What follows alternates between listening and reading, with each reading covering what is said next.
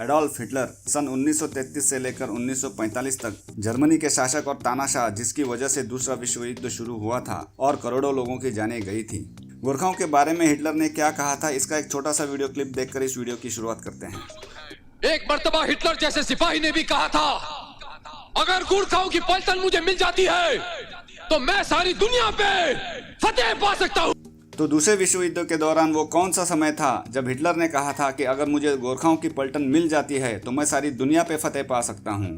और हिटलर ने गोरखाओं को अपनी सेना में शामिल करने की इच्छा क्यों जताई थी? और विश्व युद्ध के दौरान जर्मन सैनिकों ने एक गोरखा के लिए कब और क्यों तालियां बजाई थी? और ऐसे कौन कौन से घटनाएं थी जिससे हिटलर खासे प्रभावित हुए थे और गोरखाओं का लोहा माना था? तो ऑनलाइन मित्र चैनल के इस वीडियो में आप देख रहे हैं गोरखा और जर्मन सैनिकों से जुड़े 10 इंटरेस्टिंग फैक्ट्स, और आखिर में आप देखेंगे 2 ऐसे डिस्टर्बिंग फैक्ट्स जो उस वक्त गोरखाओं के साथ घटित नहीं होने चाहिए थे। तो जान लेते हैं पहली घटना को, जब जर्मन सैनिकों ने प्रथम विश्व युद्ध के दौरान एक गोरखा के लिए तालियां बजाई थी।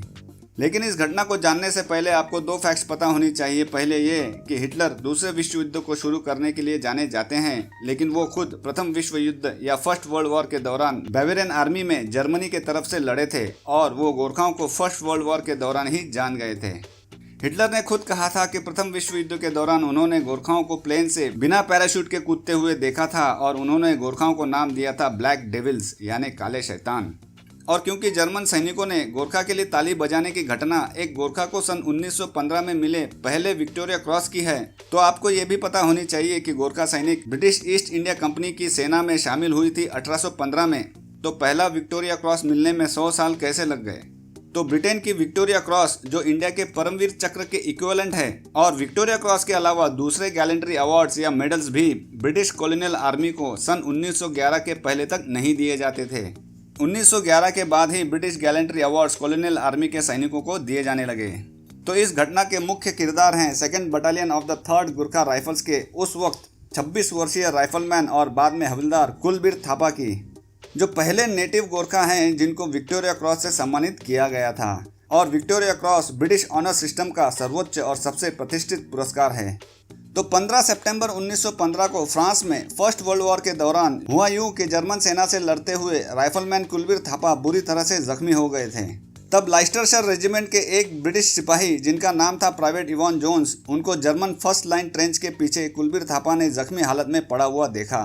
तब राइफलमैन कुलबीर थापा को अपने सैन्य इलाके में वापस जाने का अनुरोध करने के बावजूद वो पूरे दिन और पूरी रात उस घायल सिपाही के साथ रहे।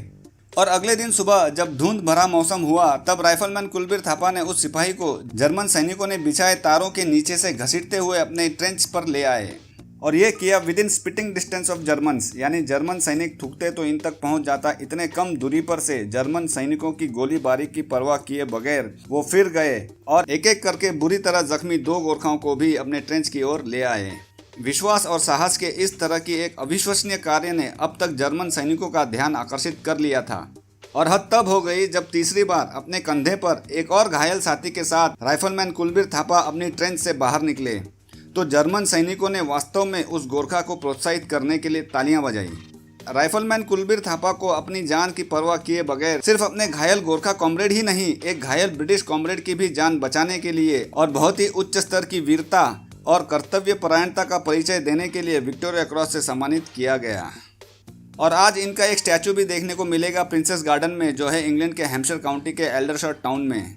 हालांकि उस दौरान हिटलर वहां नहीं थे, लेकिन उन्होंने फर्स्ट वर्ल्ड वॉर में घटे गोरखाओं के ऐसे बहादुरी के कई किस्से सुन रखे थे। और मैं भी गोरखा को मिले 3 विक्टोरिया क्रॉस और सैकड़ों मिलिट्री डेकोरेशन में से सिर्फ एक किस्सा बता रहा हूं ताकि वीडियो ज़्यादा लंबी ना हो जाए। अब चलते हैं दूसरे विश्व युद्ध की ओर, जब तक हिटलर बन चुके थे जर्मनी के नाजी पार्टी के लीडर और जर्मन मिलिट्री के सुप्रीम कमांडर इन चीफ। तो 2nd वर्ल्ड वॉर लड़ा गया था 1939 से 1945 तक, और जिसे शुरू किया था हिटलर ने पोलैंड पर आक्रमण करके। और उस वक्त हिटलर के फेवरेट आर्मी जनरल थे एरविन रोमेल, जिसे दूसरे विश्व युद्ध के शुरुआत में मेजर जनरल से बनाया गया था लेफ्टिनेंट जनरल। बाद में युद्ध के दौरान ही एक जनरल से बनाया गया था उन्हें फील्ड मार्शल। और ये इतने काबिल और चतुर थे कि इनको निकनेम दिया गया था डिजर्ट फॉक्स। इन्हें हम इस वीडियो में डिजर्ट फॉक्स ही कहेंगे क्योंकि इनके नाम का सही उच्चारण जर्मन भाषा में बहुत ही अलग है। हिटलर से ज़्यादा डिजर्ट फॉक्स गोरखाओं से खासे प्रभावित हुए थे, खासकर नॉर्थ अफ्रीका और इटली में हुए लड़ाई के दौरान। होता यह था कि जब भी कोई बैटल जर्मन सेना जीतने के करीब होती तो वहाँ पर ब्रिटिश आर्मी गोरखाओं को भेज देते थे और उस बैटल का पूरा रुख ही बदल जाता था। यहाँ पर ध्यान रहे कि वॉर पूरे युद्ध को बोला जाता है और युद्ध के दौरान लड़े जाने वाले छोटे छोटे लड़ाई जो अलग अलग समय में अलग अलग स्थानों में लड़ी जाती है उसे बैटल कहा जाता है। इन सारे छोटे छोटे बैटल से ही पूरा वॉर बनता है। अब मैं बताता हूँ एक ऐसा किस्सा जो जर्मन अफ्रीका कोर के एक सिपाही और डिजर्ट फॉक्स के ड्राइवर रुडोल्फ स्नाइडर ने अपने मेमोइर्स ऑफ वॉर में बताया था। वो बताते हैं कि फील्ड मार्शल डिजर्ट फॉक्स को फ्रंट लाइन का भ्रमण करना अच्छा लगता था और हम रेगिस्तान में दूर अंदर तक जाया करते थे। एक बार हमें 14 जर्मन सैनिक मिले जो ऐसा लगा कि सो रहे थे। जब हम करीब पहुंचे तो हमने देखा कि हर एक सिपाही का गला कटा हुआ था। पास में हमें एक खुकरी मिली, ब्रिटिश गोरखा सैनिक का चाकू। मेरे पास अभी भी वो चाकू है। ये कहा था डिजर्ट फॉक्स के ड्राइवर रुडोल्फ स्नाइडर ने। अब दूसरे विश्व युद्ध के दौरान गोरखा सैनिकों के पहुंचने से कैसे हर एक बैटल या लड़ाई का रुख बदल जाता था उसके दो मुख्य कारण आपको बताता हूँ। पहला कारण यह है कि ब्रिटिश मिलिट्री के साथ मिलकर लड़ रहे देशों की सेना और जर्मन सेना दिन के उजाले में ही ज़्यादातर लड़ते थे और रात को अपने अपने कब्जाए इलाकों में या बंकर में छुपकर रात गुजारते थे। लेकिन गोरखा रात के अंधेरे में भी जर्मन सैनिकों के पोस्ट में जाकर उनका गला काट देते थे।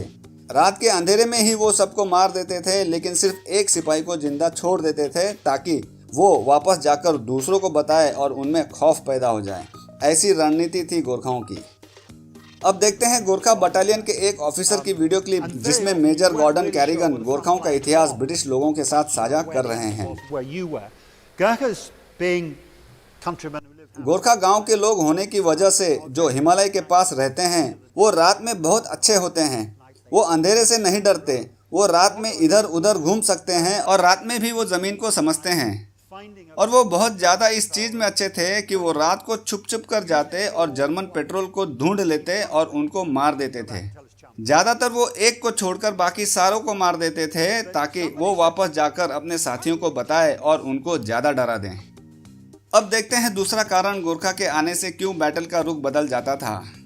होता ये था कि जब भी बैटलफील्ड में जर्मन सेना के विरुद्ध लड़ रहे एलाइड फोर्सेस के सैनिकों को ये पता चलता था कि गोरखा की पलटन उनके मदद के लिए उनके साथ लड़ने आ रही है तो उनका मनोबल बढ़ जाया करता था और हौसले बुलंद हो जाते थे और नई ऊर्जा के साथ आगे की लड़ाई लड़ा करते थे।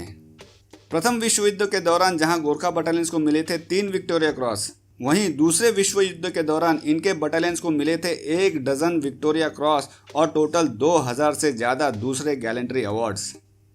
अब सारी घटनाएं एक वीडियो में बताना मुमकिन नहीं है, इसलिए इनमें से सिर्फ एक घटना अभी आगे आपको बताऊंगा।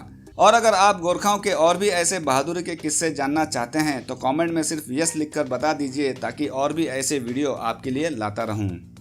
तो ऐसे हजारों घटनाएं जो हुई उनमें ज़्यादातर गोरखाओं ने गोली ख़त्म होने की वजह से या मशीन गन के सामने अपनी राइफल असरदार नहीं होने की वजह से सिर्फ अपनी खुखरी लेकर दुश्मनों पर टूट पड़ने और उनको मौत की नींद सुलाने की घटनाएं हुई हैं। उदाहरण के रूप में फील्ड मार्शल डिजर्ट फॉक्स ने बनाए हुए अफ्रीका कोर के सैनिकों के खिलाफ नॉर्थ अफ्रीका के ट्यूनीशिया में विक्टोरिया क्रॉस विजेता सूबेदार लाल बहादुर थापा मगर ने अपनी खुकरी या बायोनेट से ही मशीन गन चला रहे सिपाहियों को शांत कर दिया था और उनके पोस्ट को अपने कब्जे में ले लिया था। गोरखाओं के बहादुरी के इतने ढेर सारे किस्से और घटनाएं एक वीडियो में मैं नहीं बता सकता, लेकिन हिटलर ने कई ऐसे किस्से जरूर सुने होंगे, खासकर उनके फेवरेट जनरल डिजर्ट फॉक्स से। और मैं ये सोचता हूँ कि गोरखा और उनकी खुकरी के इतने सारे किस्से सुनकर हिटलर ने भी ये सोचा होगा कि राइफल, मशीन गन और बॉम्ब के लड़ाई में ये चाकू लेकर कौन आता है। अब बात करते हैं हिटलर ने कब कहा था कि अगर मुझे गोरखाओं की पलटन मिल जाती है तो मैं पूरी दुनिया पर फतेह पा सकता हूँ।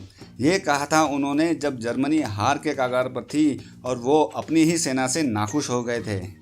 अब देखते हैं ऐसे 2 घटनाएं जो उस वक्त गोरखाओं के साथ घटित नहीं होनी चाहिए थी।